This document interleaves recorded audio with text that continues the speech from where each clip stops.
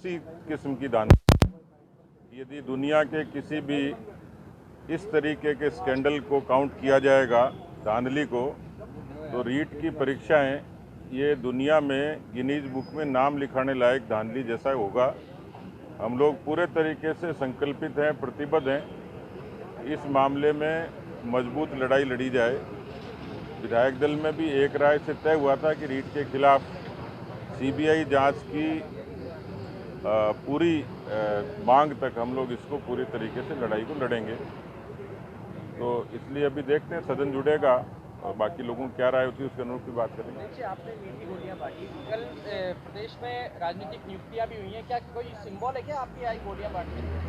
वो तो अशोक गहलोत जी की कांग्रेस के लोगों को तुष्ट करने की रोजगार गारंटी योजना है, अंधा बांटे रेवड़ी फिर अपने को दे, तो उसमें अपने सब लोगों को उपकृत करने के लिए वो गोलियां बांटी हैं।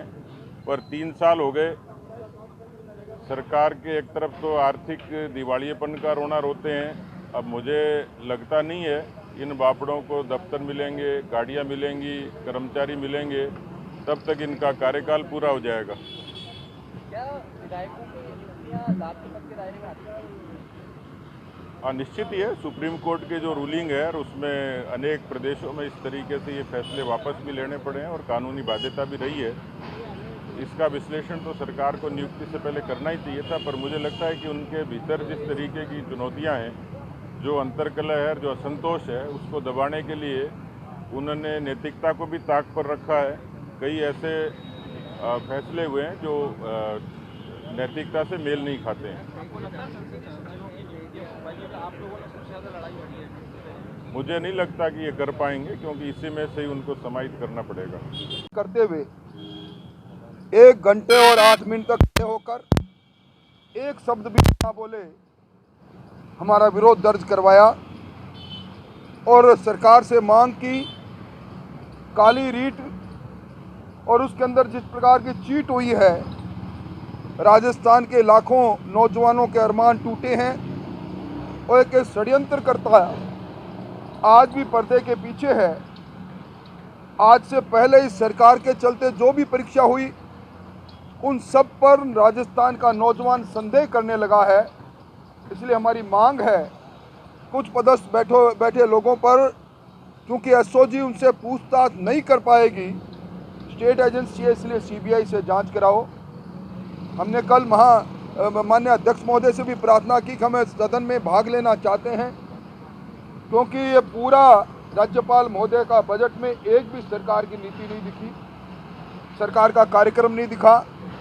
इन सारी बातों को लेकर हम सरकार के सामने जनता के दर्द को रखना चाहते हैं, पर सरकार जानबूझकर गतिरोध पैदा किए हुए हैं।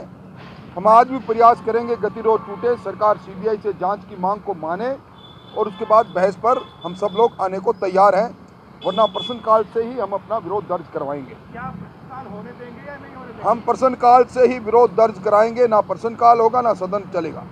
आज विधायक दल की बैठक है? आज बैठक नहीं है, पर विधायक वैसे की। ये प्रतिपक्ष को हमारा भी सबसे अपील ये है कि सदन चलना चाहिए। बजट सत्र आता है, मुश्किल से 18-20 बैठक होती है और राजस्थान के मुख्यमंत्री जी को बजट भी पेश करना है अभी आने वाले समय में। कल ही कार्य सलाहकार समिति की मीटिंग हुई है और इस मीटिंग के अंदर जो भी तय हुआ है वो भी सदन में रखा जाएगा और वो भी उन प्रतिपक्ष के लोग जो नेता है या उनके सदस्य हैं उनके सबकी मौजूदगी में क्या क्या कार्य लिए जाएंगे सदन में, वो तय हुआ है। और तय होने के बाद के अंदर जैसे ही अभी सदन प्रारंभ होगा, गोविंद सिंह डोटासरा जी धन्यवाद देंगे गवर्नर साहब को, जो उन्होंने कल अभिभाषण जो गवर्नर साहब ने अभिभाषण पेश किया है, और अमित चाचान जी उसके ऊपर उनका अनुमोदन करेंगे। उसके बाद के अंदर जिस प्रकार से प्रक्रिया चलती है उस प्रकार से सदन चलेगा। अब प्रतिपक्ष ने ये तय कर रखा है कि हमें चलने नहीं देना है, जो तो जनता का अपमान है।